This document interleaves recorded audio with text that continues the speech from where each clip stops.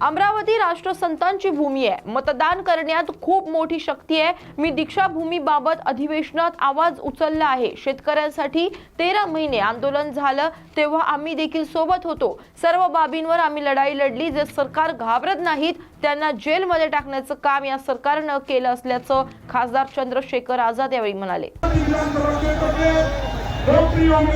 अली पटेल साहब, इनको मैं गुजारिश करता हूँ कि भाई चंद्रशेखर आजाद को आप यहाँ पे मंच पर लेकर आए। उससे पहले डॉक्टर बाबा साहब अम्बेडकर की प्रतिमा को हम माल्यार्पण करेंगे।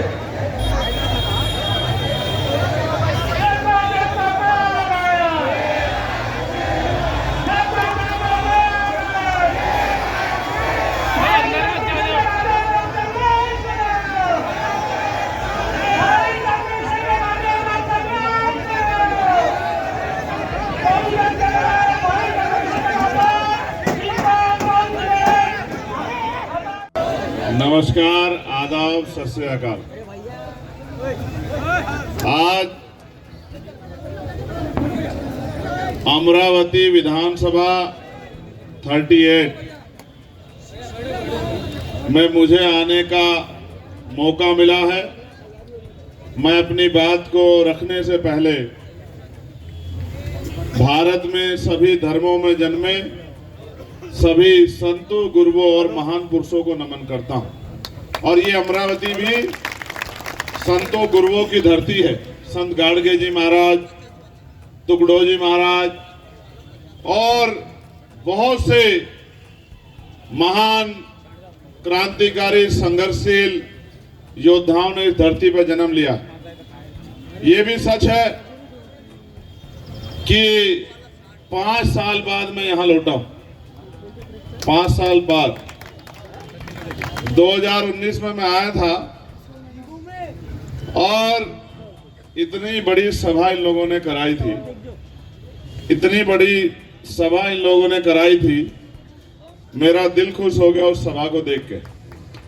और वो सभा तब हुई जब 2 दिन भारतीय जनता पार्टी की सरकार ने मुझे मुंबई में होटल अरेस्ट रखा, क्योंकि मैं चैत्य भूमि जाना चाहता था और फिर हमारा कार्यक्रम भीमा कोरेगांव आने का था। तो सम्मानित साथियों, मैं आज उन महान विभूतियों को भी नमन करता हूं जिन्होंने देश निर्माण में बहुत बड़ा योगदान दिया। राष्ट्रपिता ज्योतिबा फूले, छत्रपति साहू जी महाराज, डॉक्टर बाबा साहब अम्बेडकर, मान्यवर साहब श्री काशीराम और डॉक्टर एपीजे अब्दुल कलाम को भी मैं आज इस महत्वपूर्ण दिन याद करता हूं। मैं जब वहां से चला, मेरे मन में ये बात थी कि जल्दी से जल्दी ये रोड शो खत्म करके, सभा करके हम लोग अचलपुर चले जाएं। लेकिन जैसे मैंने आपका जोश देखा, जैसे मैंने आपका प्यार देखा, तो मैंने अपने साथियों को एक बार नहीं कहा कि मुझे इनको छोड़ के जाना। मैंने इनसे कहा कि इनको चलने दो, क्योंकि इन्होंने बहुत मेहनत की है और मैं तो आज आया हूं। ये पिछले 10 सालों से यहाँ इसी तरह से मेहनत कर रहे हैं, क्योंकि ये यहाँ बदलाव चाहते हैं। आपके लोकप्रिय प्रत्याशी भाई अलीम पटेल साहब इस मंच पर बैठे, हमारी पार्टी के जिम्मेदार शख्सियत, जिले की टीम, प्रदेश की टीम, प्रभारी जी भाई मनीष साहब, भाई थोराट जी, आप मुझसे बहुत कुछ सुनना चाहते हो, लेकिन मैं आपसे बस एक सवाल पूछना चाहता हूं।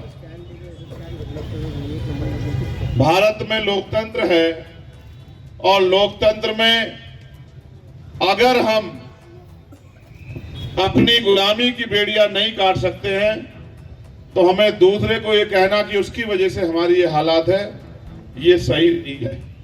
क्योंकि अगर ये आजादी से पहला देश होता तो मैं ये मान लेता कि राजशाही है, जिनके पास, जिनके घरों में राजा महाराजा हैं, वही लोग शासन सत्ता में आ सकते हैं, वही लोग आगे बढ़ सकते हैं, तो मैं इस बात को मान लेता। लेकिन क्योंकि इस देश में लोकशाही है और बाबा साहब अम्बेडकर ने अपने 4-4 बच्चों का बलिदान देकर हमें वोट की ताकत दी है। और ये वोट हमारा हथियार है, ये वोट हमारी ताकत है, ये वोट हमारी शक्ति है। और हम इस वोट के आधार पे बड़े से बड़े ताकतवर व्यक्ति को जमीन पर पटक सकते हैं और अपने भाई को विधानसभा में भेज सकते हैं। ये वोट हमारी है। ये वोट पहले आप देखो, राजतंत्र में जब राज बदलता था तलवारें चलती थी, भाले चलते थे, बंदूकें चलती थी, तोप चलती थी, हजारों लोग मरते थे, तब जाके राज बदलता था। अब तो आपकी उंगली में इतनी शक्ति है, जिस बटन को आप दबा दोगे और बहुसंख्यक रूप से दबा दोगे, वही बटन वाला जीत जाएगा।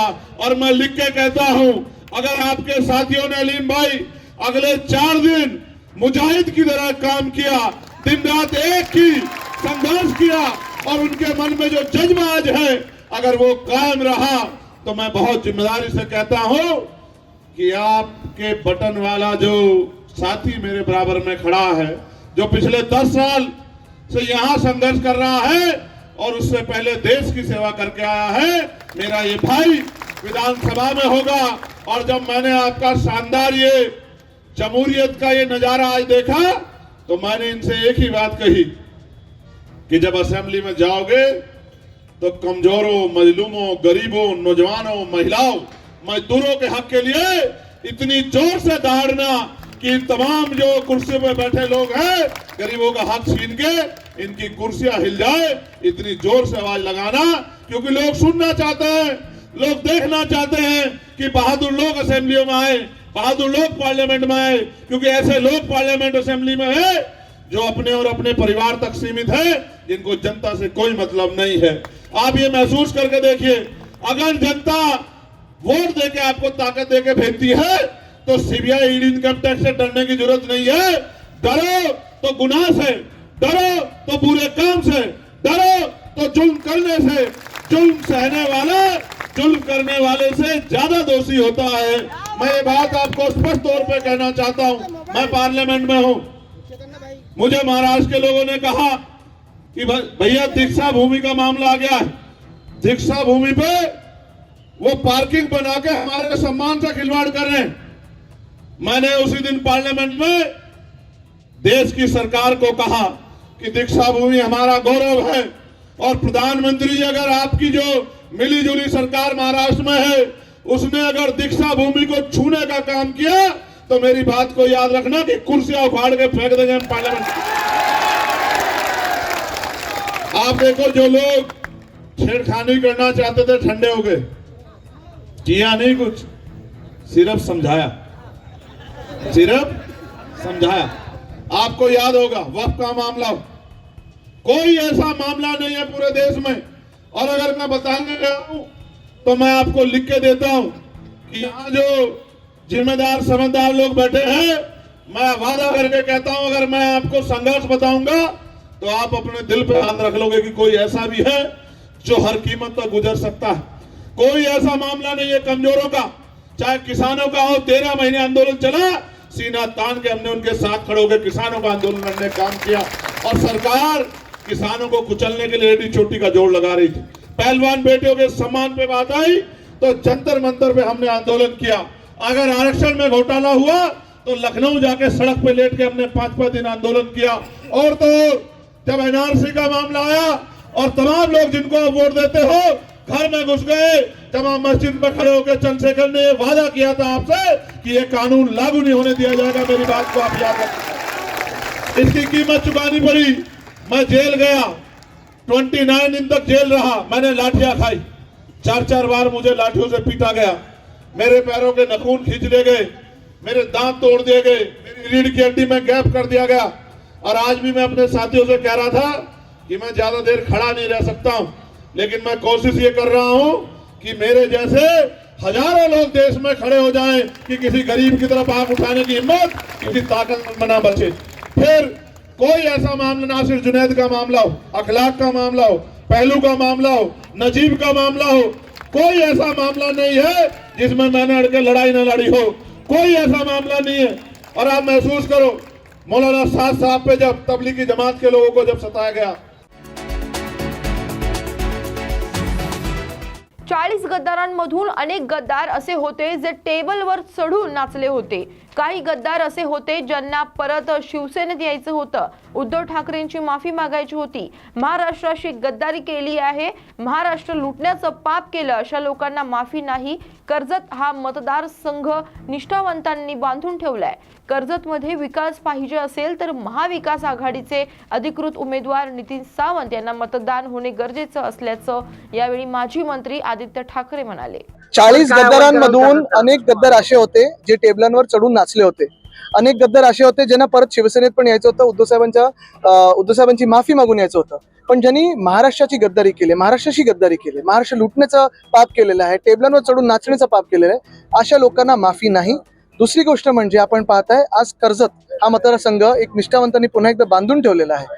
जर कर्जतमध्ये विकास पाहिजे असेल तर शिवसेना उद्धव बाळासाहेब ठाकरेचे अधिकृत उमेदवार महाविकास आघाडीचे अधिकृत उमेदवार नितीन सावंत यांना मतदान होणं गरजेचं आहे.